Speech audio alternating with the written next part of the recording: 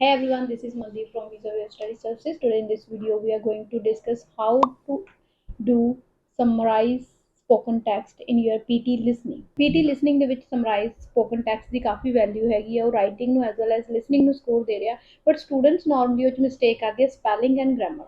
Okay, grammar important ਹੈਗੀ ਆ, ਇਹਦੇ ਲਈ ਤੁਸੀਂ ਟੈਂਪਲੇਟਸ ਉਹਨੂੰ ਆਪਣੇ ਵਰਡਸ ਨੂੰ ਕਿੱਦਾਂ ਇੰਪਲੀਮੈਂਟ ਕਰਨਾ ਹੈ ਉਹ ਮੈਂ ਤੁਹਾਨੂੰ ਰਿਵੀਲ ਕਰਾਂਗੀ। ਤਾਂ ਐਗਜ਼ਾਮ ਦੇ ਵਿੱਚ ਜਦੋਂ ਹੀ ਆਡੀਓ ਸਟਾਰਟ ਹੁੰਦੀ ਆ, ਤੁਸੀਂ ਆਪਣੇ ਕੀਵਰਡਸ ਲਿਖਣੇ ਹੁੰਦੇ ਆ। ਹੁਣ ਇਹਦੇ ਵਿੱਚ ਕੀਵਰਡਸ ਕੀ ਹੈਗੇ ਆ? ਕੀਵਰਡਸ ਜਿਹੜੇ ਇੰਪੋਰਟੈਂਟ ਵਰਡਸ ਉਹ ਬੋਲ ਰਹੇ ਹੈਗੇ ਆ, ਜਾਂ ਨੰਬਰਸ ਬੋਲ ਰਹੇ ਆ, ਜਾਂ ਕਿਸੇ ਦਾ ਨੇਮ ਬੋਲ ਰਹੇ ਆ। ਤਾਂ ਕਈ ਵਾਰ ਸਟੂਡੈਂਟਸ ਕੀ ਕਰਦੇ ਆ ਕਿ ਜਿਹੜੇ ਵਰਡਸ ਇੰਪੋਰਟੈਂਟ ਨਹੀਂ ਹੈਗੇ, ਅਸੀਂ ਇੱਥੇ ਸਟੂਡੈਂਟਸ ਨਾਲ ਡੀਲ ਕਰਦੇ, ਸਾਨੂੰ ਪਤਾ ਲੱਗਦਾ ਕਿ ਬੱਚੇ ਕਿੱਦਾਂ ਕਰਦੇ ਆ ਕਿ ਉਹਨਾਂ ਨੇ ਵਰਡਸ ਪਿਕ ਕੀਤੇ ਜਿਹੜੇ ਸਿਗਨੀਫੀਕੈਂਟਲੀ ਹੋ ਗਿਆ, ਇਨਫਲੂਐਂਸ ਹੋ ਗਿਆ, ਜਿਹਦਾ ਕਹਿ ਲਓ ਕਿ ਜੇ ਮੰਨ ਲਓ ਇੱਕ ਵਰਡ ਹੈਗਾ ਬਿਊਟੀਫੁਲ ਫਲਾਵਰ, ਉਹਦੇ ਵਿੱਚੋਂ ਕੱਲਾ ਬਿਊਟੀਫੁਲ ਵੀ ਤੁਹਾਡੇ ਲਈ ਵਰਕ ਨਹੀਂ ਕਰੂਗਾ, ਕੱਲਾ ਫਲਾਵਰ ਵੀ ਵਰਕ ਨਹੀਂ ਕਰੂਗਾ, ਤੇ ਤੁਹਾਨੂੰ ਪੇਅਰ ਆਫ ਵਰਡ ਪਿਕ ਕਰਨਾ ਪਏਗਾ, ਹੈ ਨਾ। ਤਾਂ ਸਟੂਡੈਂਟਸ ਇੱਦਾਂ ਦੀਆਂ ਮਿਸਟੇਕਸ ਕਰਦੇ ਆ, ਫਿਰ ਉਹਨਾਂ ਨੂੰ ਇਹ ਨਹੀਂ ਆਈਡੀਆ ਕਿ ਤੁਸੀਂ ਉਹਨੂੰ ਆਪਣੇ ਟੈਂਪਲੇਟਸ ਨੂੰ ਐਡਜਸਟ ਕਿੱਦਾਂ ਕਰਨਾ। ਹੁਣ ਗ੍ਰਾਮਰ ਇੰਪੋਰਟੈਂਟ ਹੋਣ ਕਰਕੇ ਤੁਹਾਨੂੰ ਟੈਂਪਲੇਟਸ ਨੂੰ ਕੇਅਰਫੁਲੀ ਐਡਜਸਟ ਕਰਨਾ ਪਊਗਾ, ਹੈ ਨਾ। ਤਾਂ ਫਸਟ ਥਿੰਗ ਕੀ ਹੈਗੀ, ਤੁਸੀਂ 12 to 18 ਕੀਵਰਡਸ ਪਿਕ ਕਰਨੇ। ਜੋ ਤੁਹਾਡੇ ਤੁਸੀਂ ਲਿਖ ਰਹੇ ਹੋ ਤਾਂ ਤੁਹਾਡੇ 12 ਵਰਡਸ ਜਾਂ ਮੋਰ ਦੈਨ 12 ਵਰਡਸ ਹੋ ਜਾਂਦੇ ਆ ਜਿਹੜੇ ਇੰਪੋਰਟੈਂਟ ਹੈਗੇ ਆ, ਤਾਂ ਤੁਸੀਂ ਉਨੀ ਕੀ ਆਡੀਓ ਹੁੰਦੀ ਆ, ਤੁਸੀਂ ਉਹਨੂੰ ਮਤਲਬ ਲਿਖ ਲਓ। ਉਸ ਤੋਂ ਬਾਅਦ ਕੀ ਆ ਕਿ ਤੁਸੀਂ ਉਹਨੂੰ ਆਪਣਾ ਰਾਈਟ ਕਰਨਾ ਜਦੋਂ ਸਟਾਰਟ ਕਰਦੇ, ਸਭ ਤੋਂ ਪਹਿਲਾਂ ਤੁਹਾਡਾ ਕੀ ਹੋਣਾ ਚਾਹੀਦਾ ਕਿ ਜਿੱਦਾਂ ਦਾ ਤੁਹਾਡਾ ਟੈਂਪਲੇਟ ਹੈ ਐਜ਼ ਇਟ ਇਜ਼ ਉਹਨੂੰ ਟਾਈਪ ਕਰ ਲਓ, ਵਰਡਸ ਨੂੰ ਬਾਅਦ 'ਚ ਐਡਜਸਟ ਕਰੋ। ਜੋ ਤੁਸੀਂ ਟੈਂਪਲੇਟ 'ਤੇ ਵਰਡਸ ਨੂੰ ਐਡਜਸਟ ਕਰਦੇ ਨੇ, ਕਈ ਵਾਰ ਤੁਹਾਡੇ ਕੋਲ ਟਾਈਮ ਫਿਨਿਸ਼ ਹੋ ਜਾਂਦਾ ਹੈਗਾ, ਕਿਉਂਕਿ ਟਾਈਮ ਲਿਮਿਟ ਵੀ ਹੈਗੀ ਆ, ਅਤੇ ਇੱਕ ਉਹਨੂੰ ਪ੍ਰੂਫ ਰੀਡ ਜ਼ਰੂਰ ਕਰਨਾ ਤੁਸੀਂ, ਹੈ ਨਾ। ਤਾਂ ਹੁਣ ਆਪਾਂ ਦੇਖਦੇ ਹਾਂ ਕਿ ਉਹਨੂੰ ਕਰਨਾ ਕਿੱਦਾਂ ਆ। ਜਦੋਂ ਤੁਹਾਡਾ ਟੈਂਪਲੇਟ ਟਾਈਪ ਕੀਤਾ ਹੋਇਆ, ਉਸ ਤੋਂ ਬਾਅਦ ਤੁਹਾਡੇ ਕੀ ਆ ਕਿ ਜਿੱਦਾਂ ਆਪਾਂ ਕੀਤਾ, ਇਹਦੇ ਵਿੱਚ ਪੰਕਚੁਏਸ਼ਨਸ ਬਹੁਤ ਜ਼ਰੂਰੀ ਆ। ਗ੍ਰਾਮਰ ਇੰਪੋਰਟੈਂਟ ਹੋਣ ਕਰਕੇ ਪੰਕਚੁਏਸ਼ਨਸ ਦੀ ਬਹੁਤ ਵੈਲਿਊ ਹੈਗੀ ਆ। ਤੁਸੀਂ ਫੁੱਲ ਸਟਾਪ ਕਿੱਥੇ ਲਾਉਣਾ, ਕੌਮਾ ਕਿੱਥੋਂ ਲਾਉਣਾ, ਇਸ ਦਾ ਤੁਹਾਨੂੰ ਪੂਰਾ ਧਿਆਨ ਰੱਖਣਾ ਪਏਗਾ, ਹੈ ਨਾ। ਤੇ ਜਿੱਦਾਂ ਹੁਣ ਆਪਣੇ ਕੋਲ ਜਿਹੜਾ ਟੈਂਪਲੇਟ ਹੈਗਾ, ਤੁਸੀਂ ਐਜ਼ ਇਟ ਇਜ਼ ਇਸ ਟੈਂਪਲੇਟ ਨੂੰ ਵੀ ਯੂਜ਼ ਕਰ ਸਕਦੇ ਹੋ, ਜਾਂ ਜੋ ਵੀ ਤੁਹਾਡੇ ਕੋਲ ਟੈਂਪਲੇਟ ਹੈਗਾ ਉਹਨੂੰ ਸਹੀ ਤਰੀਕੇ ਨਾਲ ਲਗਾ ਸਕਦੇ ਹੋ। ਆਪਣੇ ਇਸ ਟੈਂਪਲੇਟ ਦੇ ਵਿੱਚ ਆਪਾਂ ਦੇਖਾਂਗੇ ਕਿ ਜਿੱਦਾਂ ਹੈਗਾ, ਆਪਾਂ ਪਹਿਲਾਂ ਦਾ main point of the summary is the importance of topic. ਕੋਈ ਵੀ ਜਿਹਦੇ ਬਾਰੇ ਉਹ ਬੋਲ ਰਿਹਾ ਹੈਗਾ ਆ ਸਪੀਕਰ, ਉਹਦੇ ਵਿੱਚੋਂ ਮੇਨ ਟੌਪਿਕ ਲੈਣਾ ਆ, ਠੀਕ ਆ। ਮੇਨ ਟੌਪਿਕ ਦਾ ਕੀਵਰਡ ਲੈਣਾ, ਫੋਰ ਐਗਜ਼ਾਮਪਲ ਕਿ ਉਹ ਕਲਾਈਮੇਟ ਚੇਂਜ ਬਾਰੇ ਬੋਲ ਰਿਹਾ ਹੈਗਾ ਆ, ਠੀਕ ਆ, ਜਾਂ ਗਲੋਬਲਾਈਜੇਸ਼ਨ ਬਾਰੇ ਬੋਲ ਰਿਹਾ ਹੈਗਾ, ਜਾਂ ਪੋਪੂਲੇਸ਼ਨ ਬਾਰੇ ਬੋਲ ਰਿਹਾ ਹੈਗਾ, increasing population of the world, ਜਾਂ ਕੁਛ ਵੀ ਇੱਦਾਂ ਦੀ ਟੌਪਿਕ ਹੈਗਾ, ਤਾਂ ਤੁਸੀਂ ਉਹ ਵਰਡ ਇੱਥੇ ਲਗਾ ਦੇਣਾ। ਓਕੇ, ਫਸਟ ਲਾਈਨ ਡਨ ਹੋ ਜੂਗੀ। Adding more to the information the speaker also give some key features. ਹੁਣ ਅਸੀਂ ਵਰਡ ਯੂਜ਼ ਕੀਤਾ key features about the topic such as. ਹੁਣ ਇੱਥੇ ਸਾਨੂੰ ਕੀਵਰਡਸ ਲਗਾਉਣੇ ਪੈਣਗੇ 3, 4, 5 ਜਿੰਨੇ ਵੀ ਤੁਹਾਨੂੰ ਲੱਗਦਾ ਹੈਗਾ, ਤੁਸੀਂ ਇੱਥੇ ਐਡਜਸਟ ਕਰ ਸਕਦੇ ਹੋ। ਫੋਰ ਐਗਜ਼ਾਮਪਲ ਉਹਨਾਂ ਨੇ ਕਿਹਾ ਕਿ 1940 ਦੇ ਵਿੱਚ ਪਾਪੂਲੇਸ਼ਨ ਇਨਕਰੀਜ਼ ਹੋਈ, ਠੀਕ ਆ, ਤਾਂ ਤੁਸੀਂ ਇੱਥੇ ਲਗਾ ਸਕਦੇ ਹੋ 1940 ਪਾਪੂਲੇਸ਼ਨ ਇਨਕਰੀਜ਼ ਜਾਂ ਇਨਕਰੀਜ਼ਡ ਪਾਪੂਲੇਸ਼ਨ।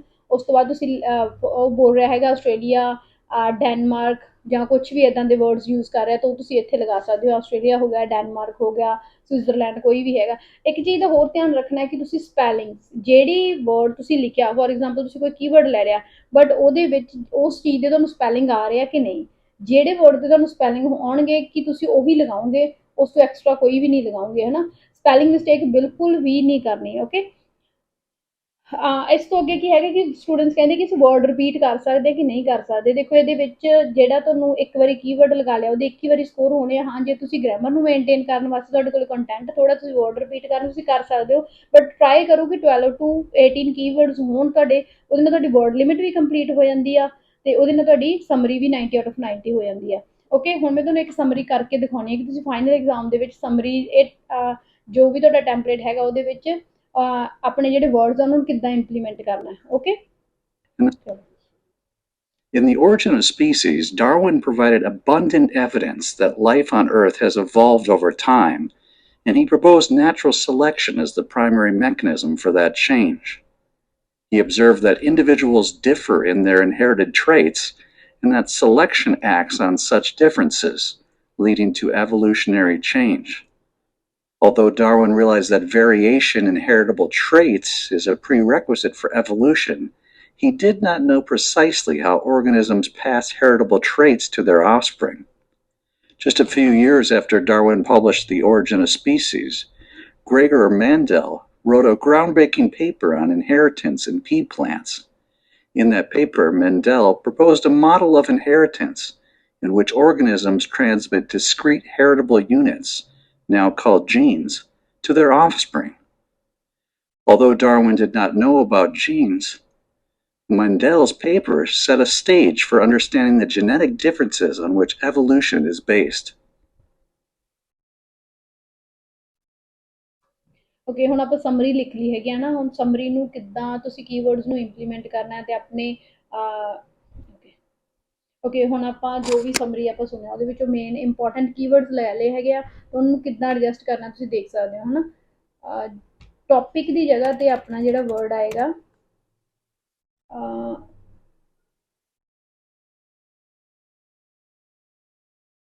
ਓਕੇ ਇਹਦੇ ਵਿੱਚੋਂ ਕੋਈ ਵੀ ਇੰਪੋਰਟੈਂਟ ਜਿਹੜਾ ਸਟਾਰਟਿੰਗ ਦੇ ਵਿੱਚ ਕੀਵਰਡ ਆਇਆ ਸੀਗਾ okay that was origin of the species the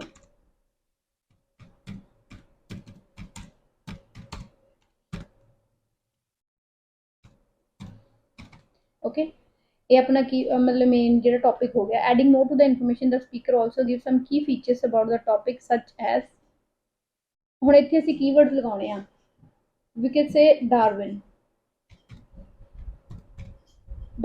ਇੱਕ ਸਪੀਕਰ ਜਿਹੜਾ ਬੋਲ ਰਿਹਾ ਸੀ ਉਹਦੇ ਵਿੱਚ ਉਹਨਾਂ ਨੇ ਇੱਕ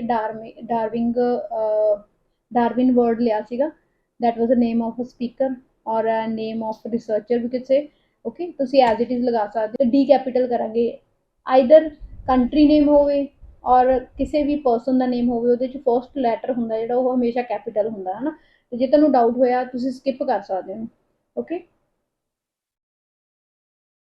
then life on earth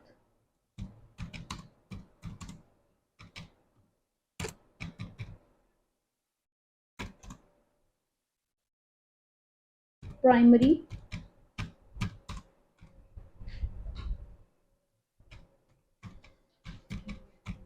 mechanism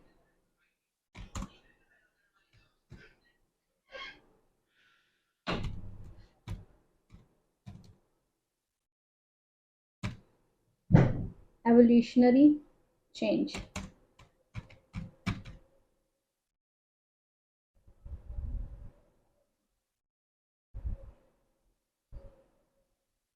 okay we have adjusted 1 2 3 4 keywords here and now we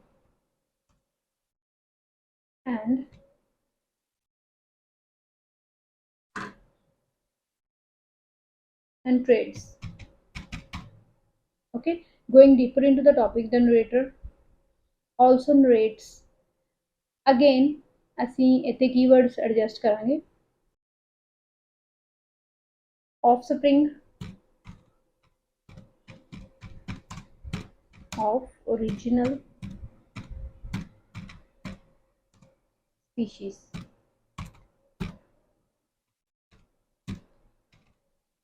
then we could say ਤਾਂ ਹੁਣ ਸਾਨੂੰ ਲੱਗ ਰਿਹਾ ਕਿ ਸਾਡੀ ਵਰਡ ਲਿਮਿਟ ਇਨਕਰੀਜ਼ ਹੋ ਰਹੀ ਹੈਗੀ ਹੈ ਨਾਰਮਲ ਨਾਲੋਂ ਤਾਂ ਤੁਸੀਂ ਇਹ ਲਾਈਨ ਨੂੰ ਸਕਿਪ ਵੀ ਕਰ ਸਕਦੇ ਹੋ ਜੇ ਤੁਹਾਨੂੰ ਲੱਗ ਰਿਹਾ ਗੋਇੰਗ ਡੀਪਰ ਇਨਟੂ ਦ ਟੌਪਿਕ ਵਾਲੀ ਲਾਈਨ ਨੂੰ ਤੁਸੀਂ ਸਕਿਪ ਕਰ ਸਕਦੇ ਹੋ ਜੇ ਤੁਹਾਡੇ ਕੋਲ ਬਹੁਤ ਵਧੀਆ ਕੰਟੈਂਟ ਹੈਗਾ ਤੁਹਾਨੂੰ ਲੱਗ ਰਿਹਾ ਕਿ ਤੁਹਾਡੀ ਵਰਡ ਲਿਮਿਟ ਇਨਕਰੀਜ਼ ਹੋ ਰਹੀ ਆ ਤੁਸੀਂ ਕੰਟੈਂਟ ਨੂੰ ਇੰਪੋਰਟੈਂਸ ਦੇਣੀ ਆ ਟੈਂਪਲੇਟ ਨੂੰ ਨਹੀਂ ਓਕੇ ਬਟ ਗ੍ਰਾਮਰ ਨੂੰ ਮੈਨੇਜ ਕਰਕੇ ਚੱਲਣਾ ਤੁਸੀਂ ਓਕੇ